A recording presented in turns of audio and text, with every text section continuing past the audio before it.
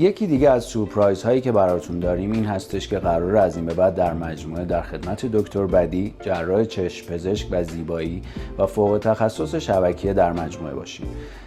قراره که از این به بعد آقای دکتر بدی زحمت بلفاروپلاستی پلک بالا، پایین و حتی لیفت شقیقه رو برای ما انجام بدن. من در رابطه با این جراحی ها باهاشون صحبت کردم و با شما در میون میذاریم. لطفاً در رابطه با اسکار بلفاروپلاستی برام. در مورد اسکار عمل بلفاروپلاستی باید بگم که توی 90% زیباجویانی که به ما مراجعه میکنن محل زخم باقی نمیمونه، ولی توی 10% از زیباجویان هستن که متاسفانه جای عمل باقی میمونه و خب مشکل ساز هست برای ما.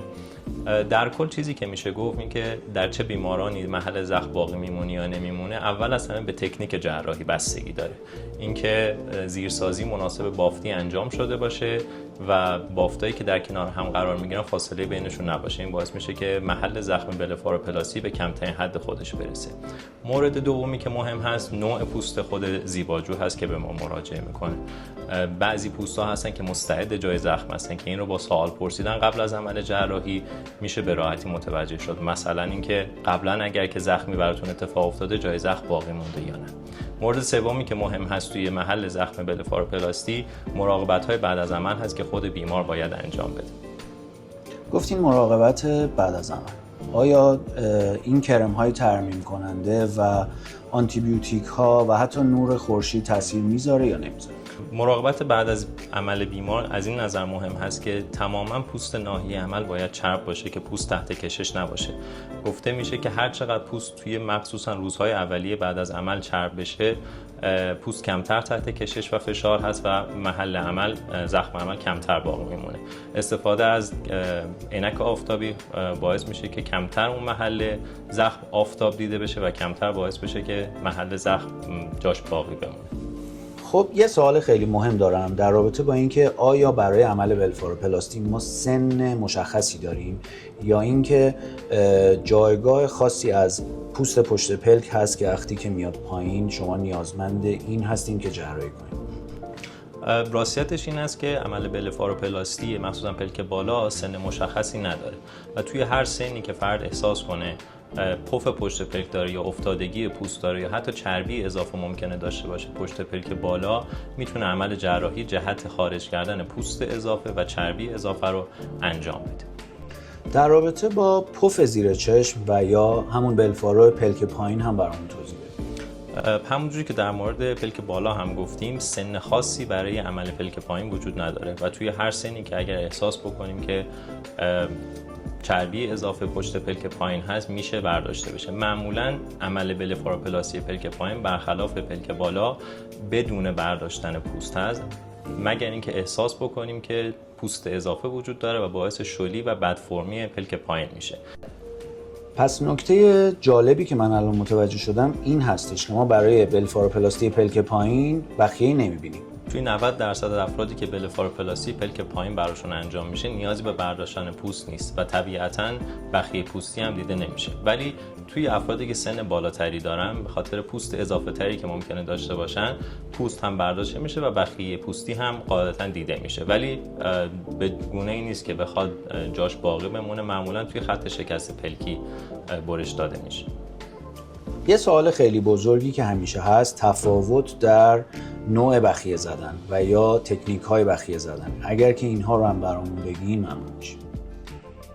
همونجور که توی قسمت اول گفتیم تکنیک های مختلفی برای بخیه زدن پوست وجود داره، از جمله اینکه ممتد بخیه زده بشه، به صورت متناوب بخیه زده بشه یا حتی زیرپوستی بخیه زده بشه. راستیتش تا الان مطالعاتی که روی تعداد زیادی از زیباجوها انجام شده نشون نداده که هیچ کدوم از این روش‌ها با همدیگه فرق خیلی آنچنانی و خاصی داشته باشن. یعنی جراح هر تکنیکی رو که انتخاب کنه و دستش راحت تر باشه با اون تکنیک میتونه انجام بده و نهایتا نتیجه‌ای که بعد از 3 ماه توی صورت زیباجوها میبینیم بر اساس مقالات و مطالعاتی که تا الان اومده با همدیگه یکی است. ولی اگه یه شفاف سازی بخوایم انجام بدیم این که چیزایی که امروز خیلی ترند هست بخیه‌های لیزری گفته میشه که همچین چیزی عملاً وجود نداره و اصطلاحاً چون که بخیه زیر پوست زده میشه و ردی از بخیه دیده نمیشه اصطلاحاً بخیه لیزری گفته میشه، ولی طبق مطالعاتی که تا الان انجام شده نتیجه هیچ کدوم از این بخیه‌ها، بخیه لیزری، بخیه ممتد و بخیه کانتینیوس که اصطلاحاً گفته میشه و متناوب، با همدیگه هیچ فرقی نداره. میرسیم سر اصلی ترین ترندی که این روزها تب و تاب داره و اون هم گوشه چشم رو چجوری بالا ببریم، ابروها رو چجوری لیفت کنیم و یا به اصطلاح چشم هامون رو چجوری گربه‌ای کنیم. همونجوری که گفتی چیزی که این روزا ترند شده توی فضای مجازی همین بلفاروپلاستی چشم گربه‌ای هست. خوشبختانه یا متاسفانه باید بگم که چیزی به اسم بلفاروپلاستی چشم گربه‌ای وجود نداره. متاسفانه بعضی از همکارا با اکستند کردن و کشیدن بیش از حد پوست سعی دارن این همچین کاری رو انجام بدن، ولی متاسفانه این نهایتاً باعث میشه که جای زخم بیشتری برای بیمار بمونه یا نهایتاً باعث بشه که پلک‌ها بسته نشن. پس خواهشاً این مورد رو از دایره لغاتتون بیرون بذارید. چیزی به اسم بلفاروپلاستی چشم گربه‌ای وجود نداره و عملاً با برداشتن پوست پشت پلک چشم هیچ کس رو نمیشه به حالت گربه‌ای تغییر داد. سوالی که دارم در رابطه با کسانی هستش که بیماری زمینه‌ای دارن. آیا قند خون، چربی، مشکلات قلبی عروقی، کسانی که داروهای رقیق کننده خون میخورن، اینها رو برای من باید یک کوچولو باز کنیم که ما چه کسانی رو میتونیم کاندید این عمل بکنیم و چه کسانی رو باید خارج کنیم. طبق نظر متخصص قلب و متخصص داخلی، داروهای ضد انعقادی که استفاده میکنن 1 هفته قبل از عمل باید قطع بشه. لازم به ذکره که یک سری از دمنوش‌ها و فرآورده‌های گیاهی هم که روزانه به صورت روتین استفاده میشه، اینها هم میتونن باعث رقیق شدن خون بشن، از جمله زنجفیل، گل گاوزبون که ما از بیمارا تقاضا میکنیم که 1 هفته مانده به عملشون از این دمنوش‌های گیاهی مطلقاً استفاده نکنن. در مورد بیمارانی که یک بیماری زمینه‌ای دارن از جمله دیابت و فشار خون، باید گفته بشه که ترمیم زخم این بیماران ممکنه که کمی با تأخیر انجام بشه، ولی با کیر مناسب و مراقبت مناسب میتونه در زمان خودش اتفاق بیفته. و اما سوال آخر در رابطه با برنامه ریزی هست. اگر که یک نفر بخواد برنامه ریزی کنه برای انجام عمل بلفاروپلاستی، باید به من بگین که چقدر زمان میبره برای اینکه بخیه ها رو بخواد بکشه و اینکه نتیجه نهایی رو ببینیم. نکته خوب در مورد عمل بلفاروپلاستی این هست که دوره نقاهت کوتاهی داره. یعنی بعد از 48 ساعت برای کسانی که میخوان برن سر کار میتونن پانسمان رو بردارن و به راحتی سر کار برن.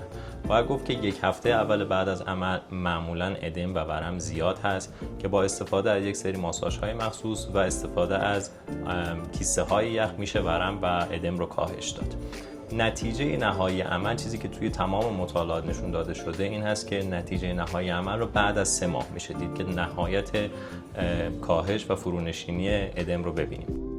خب ممنونم از این که به سوالات ما جواب دادین و خیلی خوشحالیم که از این به بعد شما در مجموعه ما هستید. مرسی از دعوتتون، باعث افتخار برای من. سپاسگزارم.